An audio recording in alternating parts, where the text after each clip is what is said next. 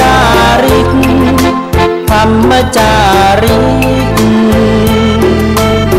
เร่งพัฒนาการอยู่การกินให้มีชีวิตสุขสันต์เปรมปรีพบแสงสว่างส่องทางสร้างความดีให้มีความสุขความทุกข์หายไปธรรมจาริก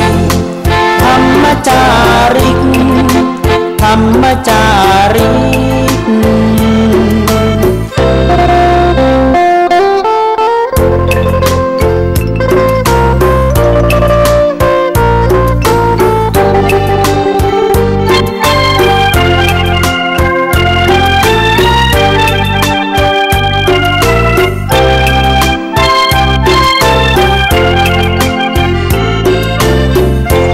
พัฒนาการอยู่การกิน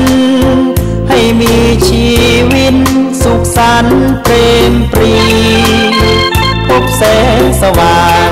ส่องทางสร้างความดีให้มีความสุขความทุกข์หายการอยู่การ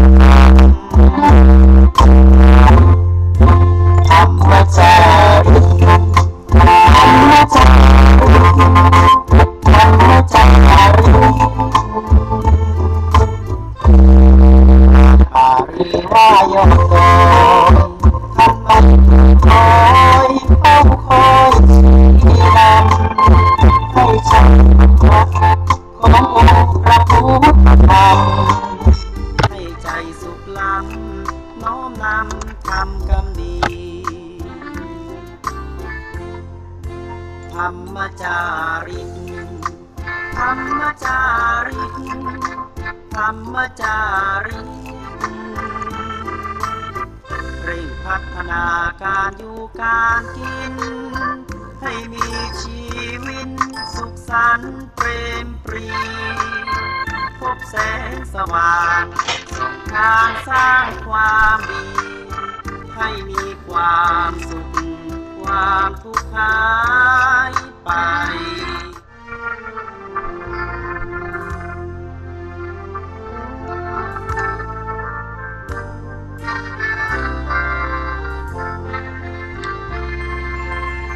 ดินแดนถิ่นดงธุรกันดารมี นามเรียกขานของศิษย์พระตถาคตผู้ออกเผยแผ่ธรรมะแก่ผู้ราชนมิให้มองมน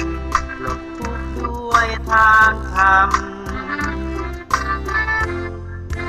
ธรรมจาริกธรรมจาริกธรรมจาริกอยู่กลางป่าหรือว่ายอดดอยท่านไม่เคยถอยเฝ้าคอยชี้นำให้ใช้ธรรมะขององค์พระพุทธธรรมให้ใจสุขล้ำน้อมนำทำความดีธรรมจาริกธรรมจาริกธรรมจาริกเร่งพัฒนาการอยู่การกินให้มีชีวิตสุขสันต์เปรมปรีพบแสงสว่างส่องทางสร้างความดีให้มีความสุขความทุกข์หายไปธรรมจาริกธรรมจาริกธรรมจาริก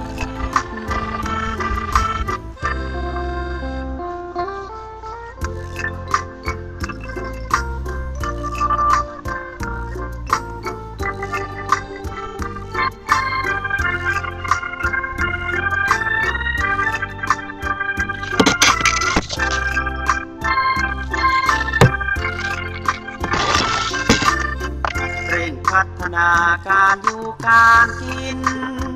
ให้มีชีวิตสุขสันต์เปรมปรีพบแสงสว่าง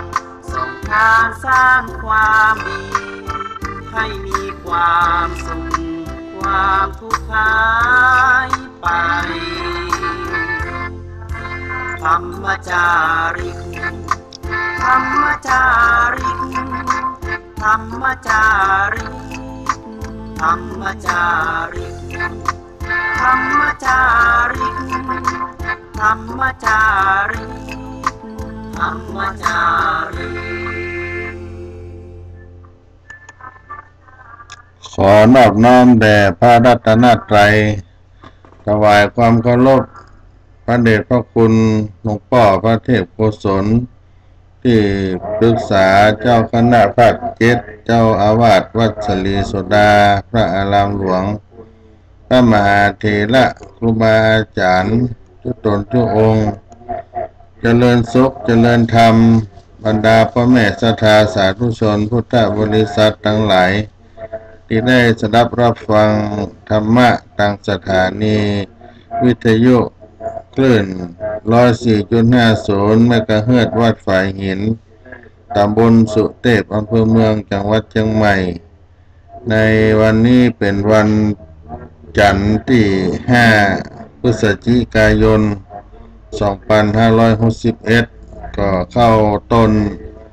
สัปดาห์แรกของเดือนพฤศจิกายนวันนี้ก็ตกตากาลเวลาของเสียงธรรมวัดศรีโสดาพระอารามหลวงโดยอัตมาภาพพระครูปัญญาสังฆการหรือท่านพระครูพรหมินทร์ผู้ช่วยเจ้าอาวาสวัดศรีโสดาพระอารามหลวงได้เดินทางมาดำเนินรายการในวันนี้ก็ขอให้ทุกท่านทุกคนได้มีความสุขความเจริญในการรับฟังธรรมะตั้งสถานีแห่งนี้ตลอด24 ชั่วโมงก็เป็นสิ่งที่ให้ญาติโยมได้เพิ่มพูนความรู้สาระต่างๆได้สติปัญญาเกิดขึ้นการได้รับฟังธรรมะข่าวสารต่างๆจากผู้รู้ทั้งหลายที่เป็นพระวิทยากรเป็นพระองค์แสดงธรรมตลอดถึงคฤหัสถ์ญาติโยมได้ช่วยกันในสถานีแห่งนี้อาตมาภาพก็ได้ มีข่าวสารงานบุญได้มาบอกมากล่าวกับญาติโยมท่านสาธุชนด้วยวันที่11ในวันที่9พฤศจิกายนที่จะมาถึงนี้ก็จะมีการทำบุญครั้งยิ่งใหญ่เพื่อได้รำลึกถึงการที่ท่านครูบาเจ้าศรีวิจัยได้เป็นประธานในการสร้างทางขึ้นดอยสุเทพเมื่อ84ปีที่ผ่านมาเพราะฉะนั้นในวันที่9พฤศจิกายนนั้นก็จะเป็นวันทำบุญในการอุทิศถวายเป็นกัลปผลรำลึกถึงท่านเจ้าครูบาศรีวิจัยปางเมื่อท่านได้มาสร้างทางขึ้นดอยสุเทพครั้งนั้นเมื่อ84ปีที่ผ่านมาวันที่9พฤศจิกายนเป็นวันลงจอบแรกในการสร้างทางขึ้นดอยสุเทพเพราะฉะนั้นคณะสงฆ์ศรัทธาวัดศรีโสดาบ้านน้ำตกห้วยแก้วพี่น้องศรัทธาสาธุชนทั่วไปก็หันความดีความงามในการที่ท่านครูบาเจ้านักบุญแห่งล้านนาไทยได้มาเป็นประธานในการสร้างทางขึ้นดอยสุเทพก็จึงได้มีการบอกบุญประชาสัมพันธ์ขอให้ศรัทธาสาธุชนได้มาร่วมกินร่วมทานได้รับทราบกันขอเชิญชวนพุทธศาสนิกชนทั้งหลายทำบุญครบรอบ84ปีวันปฐมลงจอบแรกสร้างทางขึ้นดอยสุเทพน้อมรำลึกมุทิตาสักการะถวายบูชาพระครูบาเจ้าศรีวิจัยนักบุญแห่งล้านนาไทยและบูรพกษัตริย์ผู้สร้างเมืองนพบุรีสลีนครปิงเชียงใหม่เจ้าผู้ครองนครเชียงใหม่บรรพชนบรรพบุรุษผู้ร่วมสร้างทางขึ้นดอยสุเทพในวันอาทิตย์ที่9เดือนพฤศจิกายนพุทธศักราช2561ณขวงอนุสาวรีย์พระครูบาเจ้าศรีวิจัยเชิงดอยสุเทพ3แยกน้ำตกห้วยแก้ววัดศรีโสดาพระอารามหลวงหมู่บ้านน้ำตกห้วยแก้วหมู่2ตำบลสุเทพอำเภอเมืองเชียงใหม่จังหวัดเชียงใหม่กำหนดการวันศุกร์ที่9เดือนพฤศจิกายนพุทธศักราช2561เวลา 6:39 นาทีประกอบพิธีทำบุญตักบาตรพระภิกษุสามเณรจำนวน219รูปรอบองค์อนุสาวรีย์พระครูบาเจ้าศรีวิจัยเวลา 7:39 นาทีประกอบพิธีเจริญพระพุทธมนต์และทักษิณานุปทานอุทิศถวายบูชาแด่พระครูบาเจ้าศรีวิจัยและบูรพกษัตริย์ผู้สร้างเมืองนพบุรีสลีนครพิงเชียงใหม่เจ้าผู้ครองนครเชียงใหม่บรรพชนบรรพบุรุษผู้ร่วมสร้างทางขึ้นดอยสุเทพเวลา 8:30 นาทีถวายภัตตาหารเช้าพระพิธีกรรมจำนวน15รูปพุทธศาสนิกชนรับประทานอาหารเจ้าพุทธศาสนิกชนทั้งหลายท่านใดมีจิตกุศลศรัทธาร่วมทำบุญเป็นเจ้าภาพถวายปัจจัยไตรยทานภัตตาหารเจ้าต่อพระสงฆ์ที่ได้เมตตามาอนุโมทนารับไตรยทานเป็นพระสงฆ์วิธีกรรมและพุทธศาสนิกชนท่านใดจะตั้งโรงทานอาหารข้าวหวานถวายบูชาต่อพระครูบาเจ้าศรีวิจัยในวันที่9เดือนพฤศจิกายนพุทธศักราช2561ติดต่อประสานงานคณะกรรมการดำเนินงานเบอร์โทรศัพท์093-298-9259พระครูปัญญาสังฆการหรือต้านพระครูพรหมินทร์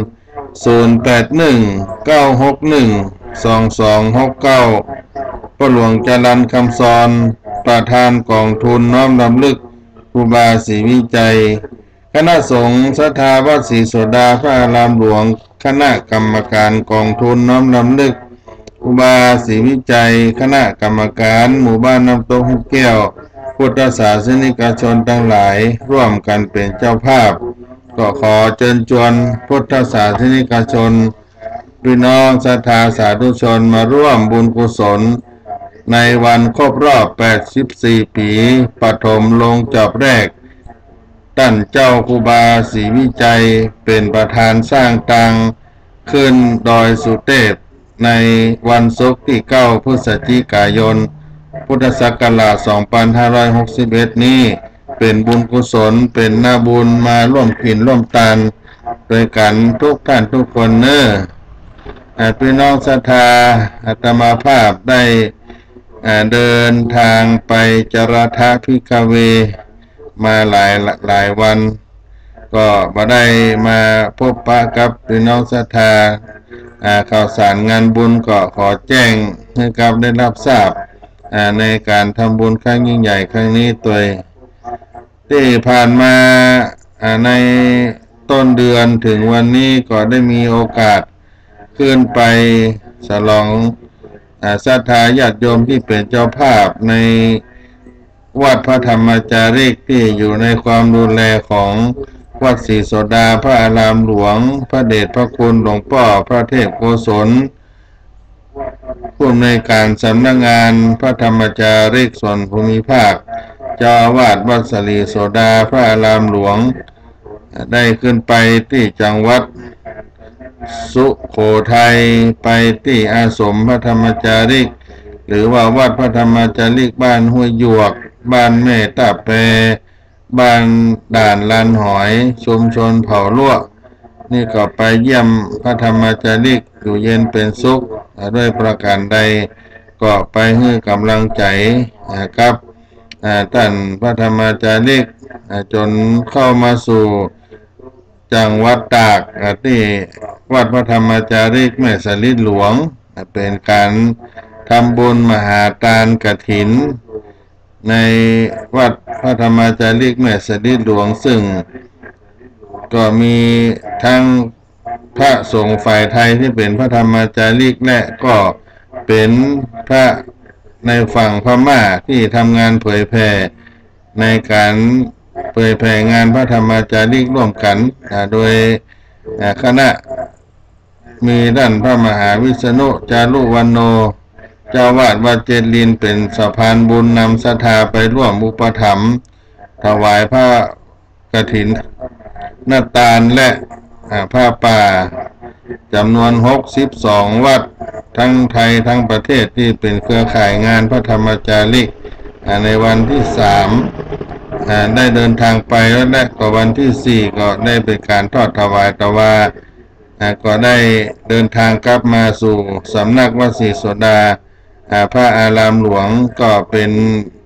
การทำบุญในช่วงนี้ครูบาอาจารย์ตั้งสถานีก็ได้เป่าเอิ้นบอกบุญเรื่องการกฐินนาตาลต่างๆให้กับศรัทธาพ่อแม่พี่น้องได้รับทราบทั้งเรื่องกฐินนาตาลทั้งเรื่องการทำบุญที่สามารถจะเชิญชวนศรัทธาไปร่วมอนุโมทนากันได้ซึ่งเป็นกาลทานในการทำบุญปีหนึ่งมีครั้งหนึ่งและก็วัดหนึ่งก็รับได้ครั้งหนึ่งในการทำบุญกฐินนาตาลอันเป็นที่มาของการทานให้พ่อแม่ศรัทธาสาธุชนได้มีโอกาสทั้งหมดทั้งมวลนี่ก็เป็นการเคลื่อนไปที่หมู่บ้านพี่น้องชาวเขาที่บ้านแม่ห้วยหยวกสุโขทัยนั้นก็เป็นกฐินนาตาลเช่นกันแต่ว่าเป็นกฐินสามัคคีจากคณะชาวบ้านศรัทธาได้ร่วมกันสร้างศาลาบำเพ็ญบุญหรือว่าวิหารที่เขาได้ให้ศรัทธาได้ร่วมกินร่วมทานก็ไปบูรณะปฏิสังขรณ์ในการทำบุญเรื่องปัจจัยได้ถวายทานกฐินก็เสร็จไปก็เข้ามาสู่ที่จังหวัดตากในกฐินนาตาล2แผ่นดินก็คือทั้ง คนไทยพม่ามาร่วมทานกันที่วัดพระธรรมจาริกบ้านแม่สดิดหลวงตำบลแม่สองอำเภอท่าสองยางจังหวัดตากแต่ว่าในที่ผ่านมาวันที่4 พฤศจิกายนก็มีท่านอาจารย์พระมหาวิษณุจารุวรรณโนเป็นสะพานบุญฝ่ายสงฆ์และพ่อครูสมบูรณ์กันทปาประธานฝ่ายคฤหัสถ์ญาติโยมไปประมาณรถทั้งรถตู้รถกระบะประมาณ80 คันคนทั้งหลายก็ร่วมปันคนแต่ว่าไปร่วมกันถึงพม่าถึงไทยถึงพี่น้องอำเภอท่าสองยาง62กองที่เป็นบริวารกฐินใหญ่ซึ่งไปทอดที่วัดแม่สดิดหลวงพระธรรมจาริกได้รับกฐินทานนอกนั้นก็เป็นบริวารกฐินที่เจิญศรัทธามาร่วมกันถวายให้กับพระธรรมจาริกทั้งฝั่งไทยฝั่งพม่ามารับกันแต่ว่าก็เป็นเรื่องการทานที่ได้อุปถัมภ์บำรุงพระธรรมจาริกที่อยู่จากความทุรกันดารห่างไกลความเจริญที่บนป่าบนเขาได้มีโอกาสรับอานิสงส์แห่งกฐินทานในช่วงเข้าพรรษาที่ผ่านมาก็ได้ไปทำบุญให้ทานญาติโยมท่านสาธุชนที่กำลังฟังวิทยุทางสถานีก็ดีก็อาจจะได้ไปร่วมกันแต่ว่าบ่ได้ตักได้ถามกันคนมันนักคนมันหลายจะไปเอื้อนไปตักกันนั่นก็บ่สามารถจะจะถามกันได้อาจจะหันหน้าหันตากันมันคนหลายก็ขออนุโมทนาบุญตัวที่ได้ร่วมกินร่วมทานวันนี้ก็จะมีการความรู้เรื่องกฐินผ้าป่าโดยเป็นการคับซอของพ่อครูคำผายนุปิงในคณะเอามาฝากญาติโยมซึ่งก็ได้รับทราบในเรื่องของการแสดงธรรมปาฐกถาธรรมทางสถานีไปนักก็จะได้เอาเรื่องการซอนครตะกอนเพิ่นก็มีการเอาจ้างซอมาห้ามกัวกินกัวตานในการแต่งดากัวตานในวันดาวันตานกฐินนั้นให้ศรัทธาชาวบ้านได้เกิดความรู้เรื่องกฐินทานผ้าป่าอย่างต่างๆวันนี้ก็จะนำเอาการซอล่องน่านของพ่อครูคำผายลูกปิงและคณะเอามาฝากพี่น้องได้รับฟังทางรายการเสียงธรรมจากวัดศรีโสดาพระอารามหลวงในครั้งนี้ก็ขอเชิญรับฟังไปในรายการเสียงธรรมวัดศรีโสดาแห่งนี้กฐินทานผ้าป่าซอล่องน่านของพ่อครูคำผายนุปิง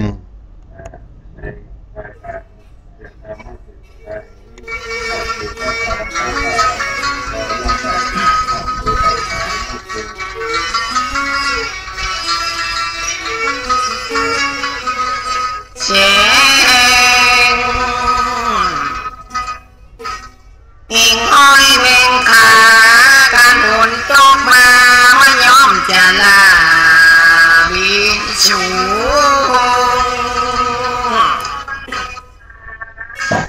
น้องเอ๋ยวันนี้จะไขกรรมบุญจะขอขอบคุณเจ้านายพี่น้องว่าที่แนวนกไก่เก่ายอดกันการเทวาดูการมาแล้วนอเจ้าการออกพรรษาในวันนั้นเราข้ายักถามเจ้าเขาทำบุญอันใดการออกมาดูก้อยยังพันชาวว่าวันนั้นกาก้อยยังว่าอีการขาเรนีอันใดยากนานถ้าเธอลารู้แล้วออกพรรษาหนหน้า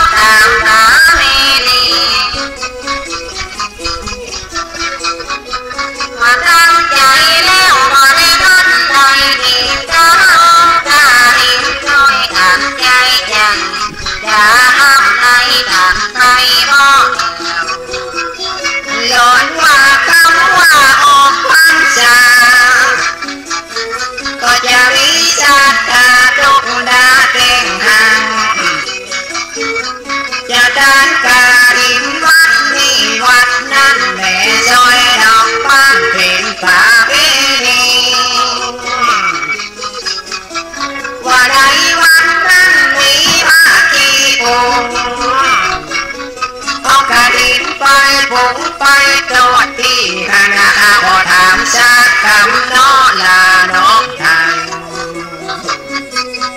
ในวัดนั้นมีภาพจำพรรษาขอปีนยาตาโลดหัวปีเยา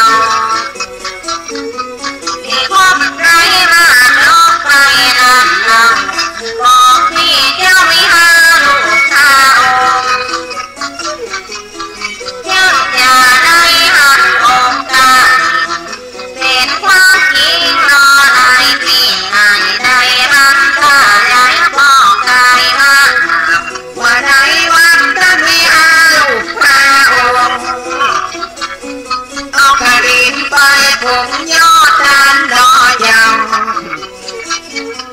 กำว่ากระดิ่งน้อไหนน้องเนาอาดับถามเจ้าวิกิอย่างข้านายอย่าเอิ้นปากถ้าจะเป็นฉันเป็นชายถ้าดังถามร้ายก็ยังว่านะวิกิอย่างตุยกันน้อลาน้องทางคำว่ากาที่มีสี่อย่างร้อยกันพี่น้องก็มาทุกตาเต็งมามาทุกสายมาได้ตีสาพี่น้องหลายบ้านพี่น้องหลายจองจะนอนบ้านนี้บ่รักมาหลอกมาก็หอมด้วยกันใจใจด้วยความตั้งใจของนายข้าอย่างที่นึกจุลการินจะข่าวแม่ยิงก็ยังรอจำวันดาวันเดียวทันทีดันเล่าแม่นางน้องเล่าปวดหัวแล้ววันเดียวปวดเอาไฟมาอีกมาปั่นมาจองเดี๋ยวงามแกนอคอยยังว่าอันเธอแล้ววันเดียวนอลาน้องทางลอยเช็ดแก้วเข้าไปย่อมด้านกาวเป็นพระเอกสังฆาก็ยังนอจำแล้วก็เอาไปกันในวันนั้นเราเปิดห้องว่าพระธุระกฐินมานานมีอานิสงส์80กับนันกาอุลาสันตาตุดาเต็งหากเพียงครูบาอาจารย์น้อเจ้าทานทานว่าอย่างที่สองมันกฐินอันใด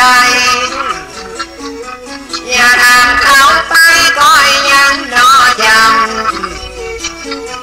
บอกมาเถิดนายบอกมาเถิดเจ้าในวันนี้เราถามเจ้าคนงามหลอนใครรู้จริงเข้าไปทำอีน้องใครงามว่าจริงแต่งจริงยอมอย่าไปมัวไปมองน้อเจ้าน้องทางอย่างที่สองนะหาตาอินจะเป็นแม่ยิงจะหายจะเป็นโอยได้โยนจะโยนโยนแม่บ่ได้ปล่อยแม่แน่แน่นอพ่อบอกแม่ทำดอกไม้มาได้ปีสอนหัวใจเจ้าอ่อนบอกหาปีห่างบันดาใหญ่หาเป็นที่อย่างที่สองคือมหากาดินเมตตาคอยนินดักเฝ้าใจใจมหาเศรษฐีด้านก่อนน้องไทยแม่ซอยดอกไม้ลำดับต้วยไปมหาเศรษฐีกำลุกกาตาจงคนนักหนาเขาได้กันมาก็ยังว่าน้องว่ามหากาดินน้อเจ้าทานทานว่าลิสุง80กับเจ้ากันพี่น้องผู้ฟังคอยเห็นผู้อ่าน เ น้องเจ้านายตั้งจงตั้งบ้านถึงเมืองแม่หวังล้านเจียงใหม่เจียงไอจะหลอนปีน้องทาหลงคงควายละพุ้นเจียงไอลำปางแม่กวางเขาก็ขินก็ทานมานานยาวนานอย่างที่สามนั้นกระถินอันใดอย่าทำเขาไปนอเจ้าจะทำยามวันจะขันยามเจ้าหูไปหูเก้าการทิ้งการการว่าเด้งมาพระเจ้าเด้งมาอย่าลำไปทำคนงามต่างบางการทิ้งการการนอเจ้าทางทางอย่างที่สามเป็นกาดินหลวงพอสมพระกว่าแล้วน้องพี่อายได้มาทางไหนก็ซอยดอกไม้จะย้ำจะไล่ตามให้ได้มีที่ได้นาน้องก็หามนำน้ำใจดีแล้วยังมองเล่นพ่อเป็นการจำเป็นในวันนี้อย่างที่สามคือกาถินหลวงว่าคนทางหวงวันไทยนอจังเป็นกาถินพระราชาทานจักตีนั้นเล่าก็พระเจ้าอยู่หัวเป็นองค์ยอดานเป็นกาถินพระเจ้าแผ่นดินไทยก็ได้ยินตัวเมืองตัวมากาถินพระราชาทานน้อเจ้าทางทางก่อนการกูวัดก่อนการกูว่าการออกพรรษามาแล้วน้อเจ้าถ้ากูจังวัดการที่นั่นเราวัดหลวงวัดเก้าเขาก็ยกย่อกันพระบาทสมเด็จพระเจ้าอยู่หัวเป็นองค์เป็นตัวก็ยังวันอันกระหม่อมจอมขวัญน้อเจ้าทักทายว่าอย่างที่สี่กฐินสามัคคีก็ย่อมจะมีปัจจุบันนอเจ้าคนใดเป็นกบคนใดเป็นเก้าออกบัตรออกแจกมูลสารทางบัตรแจกบัตรยันพี่น้องเจ้าอ่างว่ายืนกันมาบ่อยยังว่าอีกฐินสามัคคีน้อลาน้องทางเจ้าพี่น้องได้พบใจกันเพื่อกีดเพื่อดาวมองเหี่ยวเหี่ยวนามาถึงพ่ออายมาถึงแม่กามาถึงแล้วมาแล้วหัวมุนนายว่ากล้าหามิตรมิตรแก้วตาอายเธอยิงเธอใจดำน้องตาด้วยกันน้องอันนี้เปิดน้องกาถินยังสามัคคีมีบาลามีแววกว้างกว้างที่ได้บอกบุญตั้งจงตั้งบ้านบอกเกินเนื้อหอมกินหอมตาลจะไปบำรุงวัดวาลามสร้างวัดแบ่งว่าก้อยยังว่านก็ปฏิสังขรณ์วัดวายานามก็อานิสงส์ก็มีเท่ากันมี80กับเหมือนกันน้อจำพิจามันได้เอาอาณาเจ้าไข่แต่กบแต่เก้าการกินจานมาจะโดนกาดินยังสามัค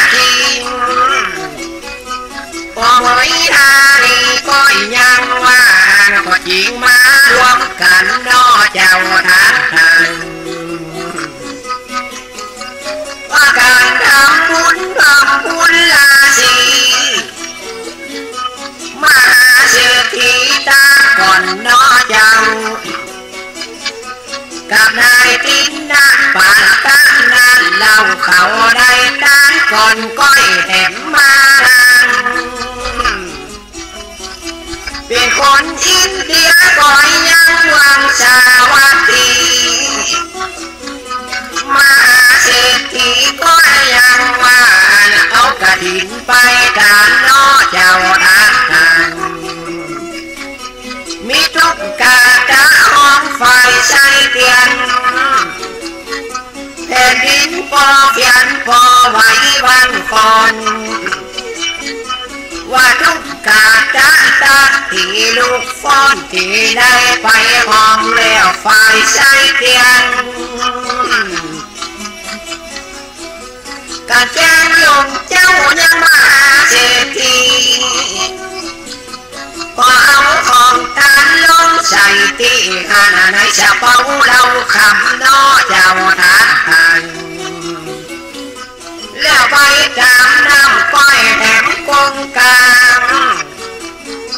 สักเดลสารออกมาน้อเจ้าสักดาวสักบดก้อยยังนั้นเหล่าพดแผ่วยักษ์เอมังก่อนนอนายก็มาป้อมนางเงือกนางฟาง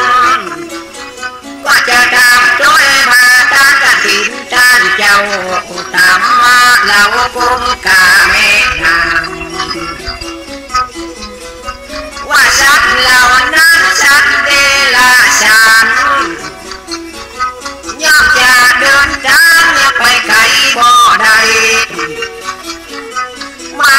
เศรษฐีจริงว่าเอาไว้เอาหูจักที่นางป่าไปตัวเองมีทั้งสัตว์เขาสัตว์เงินสัตว์คำจะเอาไปทางเนื้อพระพุทธเจ้ายังองค์ที่สามกัจจปะอย่างนั้นก็ได้ตามแล้วทางที่เจ้าขังจิตไปไว้สาพระพุทธเจ้าว่าการกาหินข้างนี้น้อเจ้ามีอานิสงส์ก้อยยังเจ้าได้พระพุทธเจ้าเลยตั้งแรงไข่มี80กับก้อยยังว่างแล้วเพื่อแบ่งปันกันเด้อเจ้าทหารว่านายจินดาปาลกะทุกกะตาคนจนได้40กับเนื้อเศรษฐีตามจำเศรษฐีตกใจในวันนี้เล่าว่าเจ้าเชียวล้นมากมายทุกกาตาคนนั้นบ่ใจได้เชียงรายได้มาหอมนายไฟใส่เทียนเจ้าอันอานิสงส์ปันการบ่ถูกกาทานพระพุทธเจ้าจุ้งไข่อาการแต่การมาโนเจ้าว่าหลายร้อยปีมาแล้วนั้นเรากันบ่มีเศรษฐีมันจึงบ่ได้การก็เลยกลับบ้านคอยยังห้องโจรเลยไปห้องคนโจรเข้ามาหาชาติทันและจะแบ่งเงินคำว่านั้นทางทันอย่าเอาผ้าไหมเอาของเงินคำมาโยนจานปันทุกกะจานน้อจำเจ้าไล่ช่างขานเข้าหาน้อเจ้าสมามาเต้ากันกับเศรษฐีทำบุญเอาทุกกาตะเป็นมหาเศรษฐีก็มีวันนั้นก้อยยังเจ้าขาพ้นทุกพ้นโจรวันนั้นทาน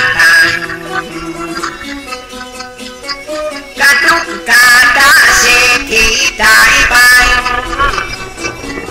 ไปเกิดเป็นเทวาพุทธน้อยจากผีน้อจำอันนี้แล้วและคนแก่คนเฒ่าอันนี้สงกาถินอามีดำเนินหอมน้อยหอมนักบ่ราเสียใจยิ่งป้ากันไปหอมบุญวา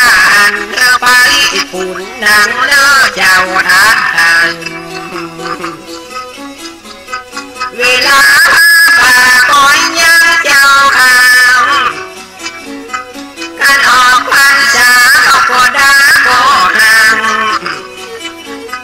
อย่าเอาผ้าป่าไปกันอย่างนั้นพอซอยดอกบ้านมีของขิงหัวดัง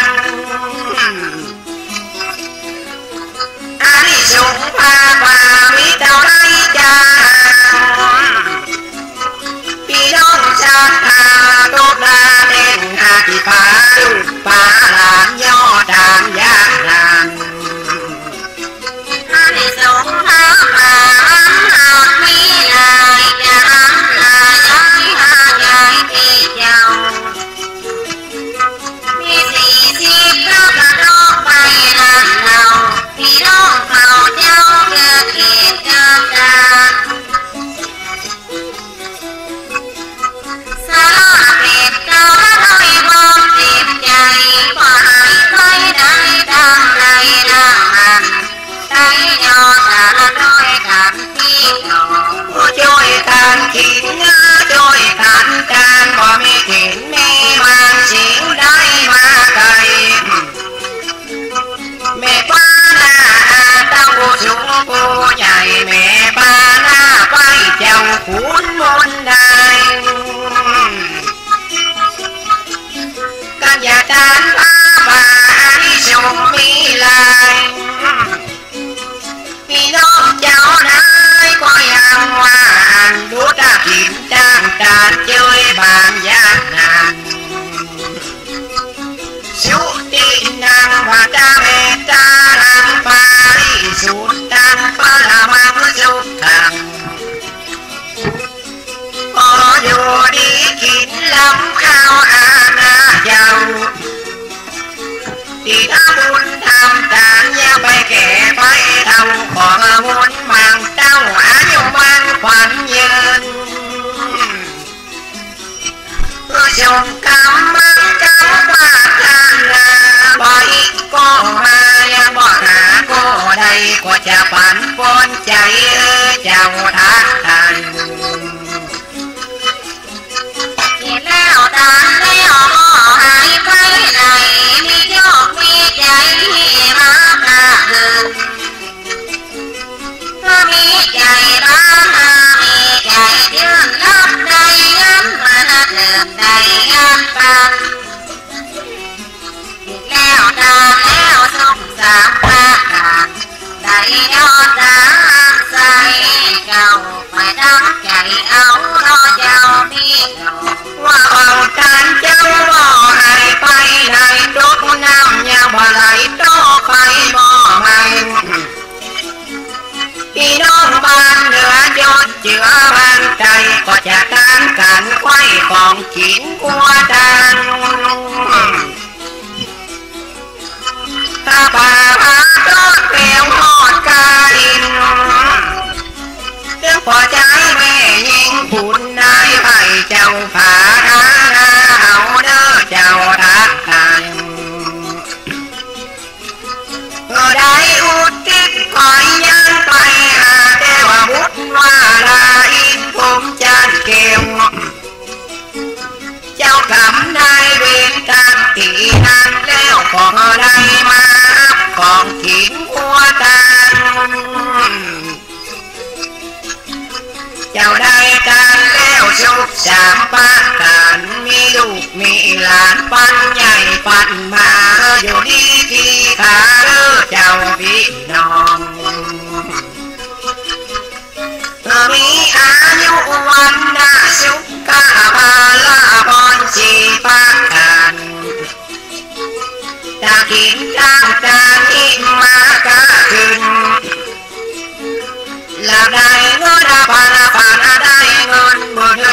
บ้านใจชื่นเจ้าขุนมนนายว่าใจเจ้ามอนปอนน้อยคำพายมาพันเนื้อไรนะพี่น้องทางบ้านข้าเม่นขายหมานทุกคนยากนานก็หลอนเป็นเจ้าเป็นนายข้าราชการเจ้าได้ทำงานเลี้ยงยศเลี้ยงคันปิดพ่อข้านายขายตันติ่งยามนั่งเหตุมาก้าถึงคำไหลดีงามการเป็นเจ้าให้การเป็นเจ้านาหนุนตกลงมาเนี่ยนากินเขาก็หนอยาวเจ้าเองเนื้อเจ้าทานทานชมกำบนป่าบนกันตาถึงเวลาก็จะลงนอเจ้าขอบคุณขอบใจเอาอาณาเจ้าที่ได้ฟังจ้อยที่ได้ฟังจองเป็นชอบกากาหินองงามจะผงลงวางและจะกลับเมื่อบานชุบชามปะการช่วยบานแม่เพียงและน้อ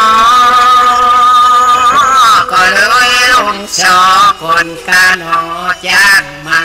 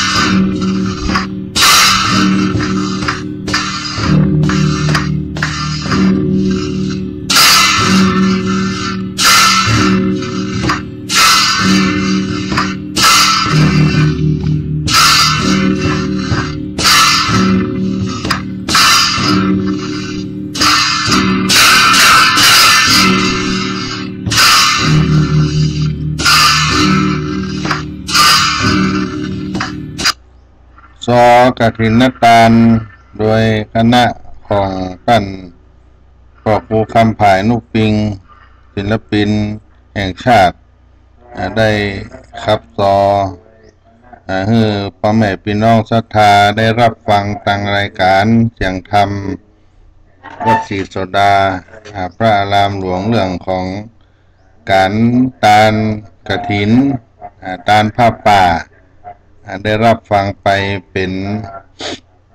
การข้ามขานพื้นบ้านล้านนาที่เป็นที่ละมอเอาใจและก็เป็นศิลปินของจังหวัดน่านของล้านนาตะวันออก ที่ได้เอามาฝากกับพี่น้องผู้ฟังก็คงจะได้รับฟังได้สาระท่ากำหูต่างๆก็เรื่องของที่กล่าวด้วยผ้ากฐินตาลของพี่น้องศรัทธาทั้งหลายได้เป็นเทศกาลกาลตาลในกำหนดขอบเขตกาลเวลาเป็นเวลา1 เดือนหลังจากออกพรรษาไปถึงวันลอยกระทงเดือนยี่เปงหรือว่าวันเพ็ญเดือน12ในปีหนึ่งก็มีครั้งหนึ่งวัดหนึ่งก็รับกฐินตาลได้ครั้งเดียวตามที่พระสมเด็จพระสัมมาสัมพุทธเจ้าพระองค์ทรงได้อนุญาตให้ภิกษุผู้อยู่จำพรรษาครบรอบ3 เดือนได้สามารถรับผ้ากฐินตาลมานุ่งมาห่มเรียกว่าการตอดกฐินเป็นพระวินัยบัญญัติของเถรวาทเฮาที่มีกำหนดกาลเวลาพระสังฆเจ้า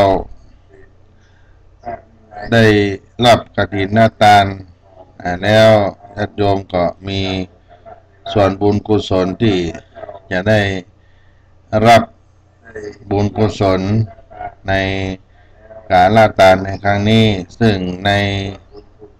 การทำบุญผ้ากฐินก็ได้กล่าวไว้ใน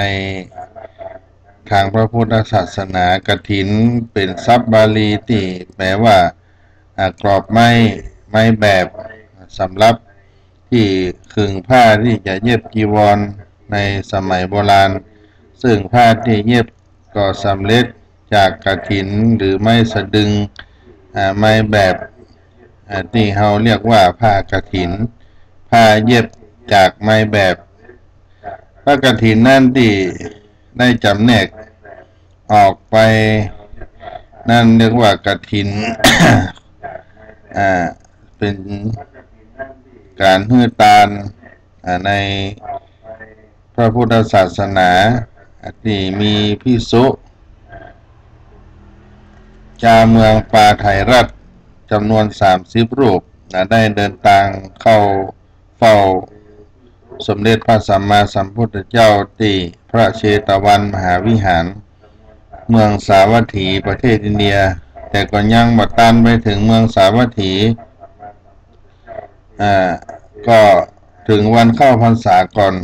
พระสงฆ์ทั้งหลายทั้งมวลนั้นก็ได้จำพรรษาอยู่ที่เมืองสาเกตในระหว่างทางออกพรรษาแล้วในระยะที่เดินทางไปนั้นก็ได้จำพรรษาในกลางทางระหว่างที่จะไปเข้าเฝ้าพระพุทธเจ้าเมื่อออกเดินทางเข้ามาจำพรรษาแล้วออกพรรษาภิกษุเหล่านั้นก็ได้ออกเดินทางเข้าเฝ้าสมเด็จพระสัมมาสัมพุทธเจ้าก็ด้วยความลำบากฝนตกฝนสุกฝนซุนเดินทางไปถึงพระเชตวันพุทธเจ้าก็ได้ตรัสถามถึงความเป็นอยู่ของการเดินทางเมื่อทราบด้วยความลำบากนั้นก็จึงอนุญาตให้ภิกษุผู้จำพรรษาใน3 เดือนได้รับกฐินได้ภิกษุได้การกฐินได้อานิสงส์อยู่5ประการในอานิสงส์กฐินนับแต่วันขึ้น15ค่ำเดือน4คือ1บ่ต้องได้ไปไหนบ่ต้องบอกลา2บ่ต้องถือจีวรไตรจีวรไปครบสำรับ3ผืนฉันคณะโพธิรับนิมนต์ที่เขานิมนต์โดยออกชื่อโภชนะฉันได้เก็บอดิเรกจีวรไว้ได้โดยบ่ต้องมีกับอธิษฐานโดยบ่ต้องอาบัติจีวรลาภะอันเกิดขึ้นจากได้แก่ภิกษุผู้การกฐินแล้วนี่ก็เป็นที่มาเป็นอานิสงส์ของการทอดผ้ากฐินนาตานสำหรับวัดศรีโสดาพระอารามหลวงนั่นจะมีการทอดผ้ากฐินเรียกว่ากฐินพระราชทานที่องค์สมเด็จพระเจ้าอยู่หัวได้พระราชทานให้กับวัดศรีโสดาในปีนี้จะได้ทำบุญในวันที่17พฤศจิกายนพุทธศักราช2561เพราะฉะนั้นญาติโยมทั้งหลายที่มีโอกาสมีเวลาจะมาร่วมกินร่วมทานกับท่านพระเดชพระคุณหลวงพ่อพระเทพโกศลเจ้าวาดวัดศรีโสดาก็มาร่วมทานกฐินได้ในวันที่17พฤศจิกายนเวลาตั้งแต่8 โมงครึ่งเป็นต้นไปก็จะมีการอัญเชิญผ้ากฐินนาตานขบวนแห่ขบวนสมโภชผ้ากฐินนาตานแล้วก็เข้าทอดถวายที่พระอุโบสถวัดศรีโสดาพระอารามหลวงแห่งนี้ก็เชิญชวนกันได้เนอะวันที่17พฤศจิกายนมากินมาทานร่วมอนุโมทนาบุญด้วยกันกับสมเด็จพระเจ้าอยู่หัวพระเจ้าแผ่นดินที่ได้โปรดเกล้าพระราชทานมาให้กับวัดศรีโสดาพระอารามหลวง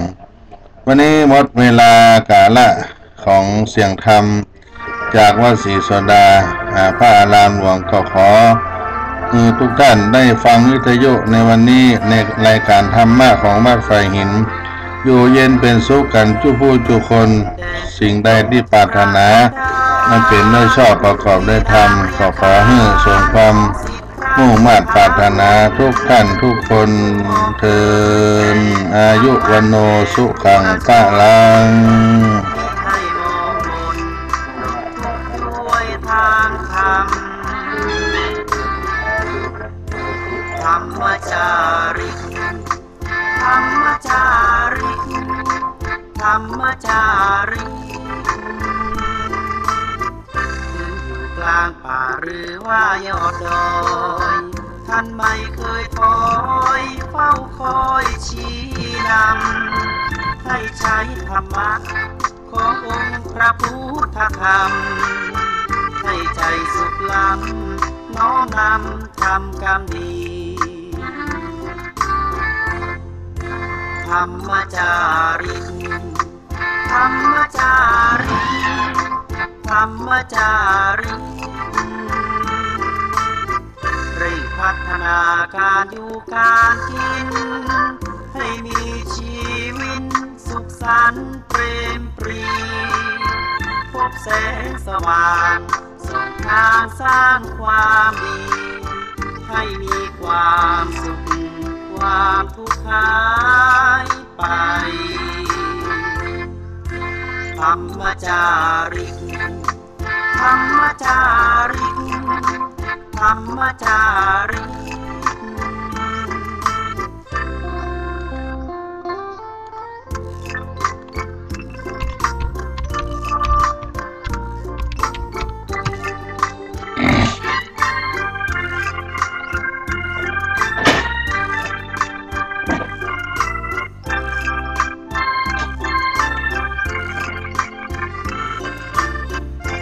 พัฒนาการอยู่การกิน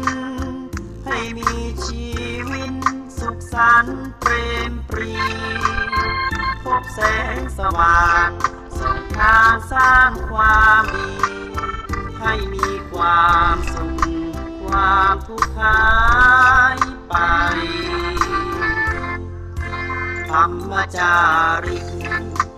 ธรรมจาริกธรรมจาริกธรรมจาริกธรรมจาริกธรรมจาริกธรรมจาริก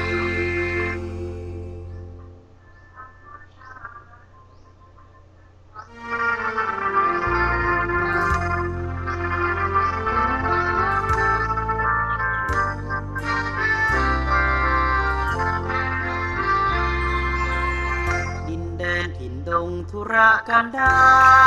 รมีนามเรียกขานของศิษย์พระตถาคตผู้ออกเผ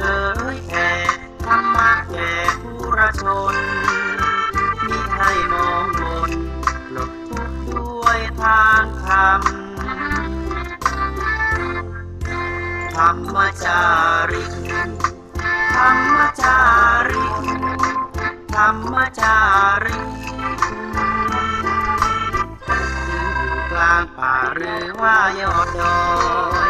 ท่านไม่เคยถอยเฝ้าคอยชี้นำให้ใช้ธรรมะ